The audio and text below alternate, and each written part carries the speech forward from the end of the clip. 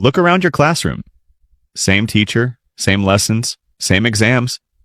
Yet somehow, the same people always dominate. The A student doesn't look stressed, they don't panic before tests, they don't even study longer than you. So here's the truth most people avoid. They're not smarter. They're playing a different psychological game. And once you see it, you can't unsee it. Most people secretly believe this. If I was naturally smart, this would be easier.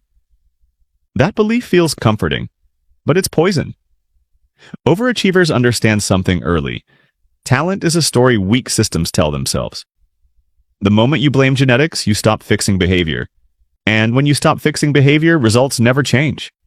They don't ask, am I gifted? They ask, what works? And that question changes everything. The real difference starts when average students say, I'll study harder this time. Overachievers say, I'm the kind of person who handles this early. They don't rely on motivation. They rely on identity.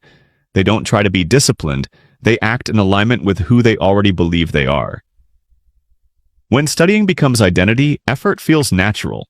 When it's just a task, it feels heavy. Most people study when fear kicks in. Overachievers study before fear exists. They understand a simple brain truth. Pressure kills clarity. Last-minute studying feels intense, but intensity is not effectiveness. By starting early, they protect their mind. They trade panic for calm. While you borrow stress from tomorrow, they borrow peace. 1. Feedback over ego. Average students avoid being wrong. Overachievers hunt it down. They ask questions before it's comfortable. They review mistakes instead of hiding from them. Because they know this. Correction is cheaper than repetition. They're willing to look stupid for 5 minutes to avoid being average for 5 years. Ego slows learning. Detachment accelerates it. 2. Systems beat motivation. Here's a truth most people don't want to hear. Overachievers don't wake up motivated. They wake up committed to a system. Same study time, same process, same standards regardless of mood. They remove decisions so discipline becomes automatic. Because the more you decide, the faster you quit. Discipline isn't strength, it's structure. And this is only half the picture because what really separates overachievers isn't how they study, it's how they think about failure, pleasure, and pressure. Most students confuse movement with progress. They rewrite notes, they highlight everything, they stay busy. Overachievers don't. They study what moves the grade. They recognize patterns in exams. They focus on high-impact topics. They understand leverage.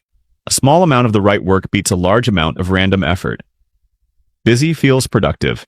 Effective wins. 3. Failure doesn't attack their identity. When average students fail, they collapse inward. I'm just not good at this. Overachievers respond differently. That didn't work. Adjust. They don't turn results into self-worth. They separate who they are from what happened. This emotional distance keeps them calm, and calm is a competitive advantage. They don't take failure personally, so they take it seriously. 4. Delayed. Pleasure, not deprivation. Overachievers aren't robots. They enjoy life, just in the right order.